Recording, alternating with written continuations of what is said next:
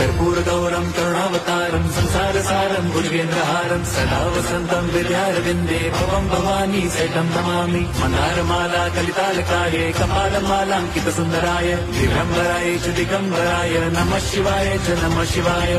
लोकांगण मंदिर चरण डोळ्यान पाहिन रूप तुझे प्रेमे अलिंगिन आनंदी पूजिन भावे ओवाळीन म्हणे नमः। त्वमेव माता पिता त्वमेव बंधुश्च सखा त्वमेव विद्या द्रवणं त्वमेव सर्वं मम देवदेव। कायेन वाचा मनसेन्द्रियैव बुद्ध्यात्मना वा प्रकृति स्वभावात् करोमि यद्यत् सकलं परस्मै नारायणायेति समर्पयामि। अच्युतं केशवं राम नारायणं कृष्ण दामोदरं वासुदेवं हरिं श्रीधरं माधवं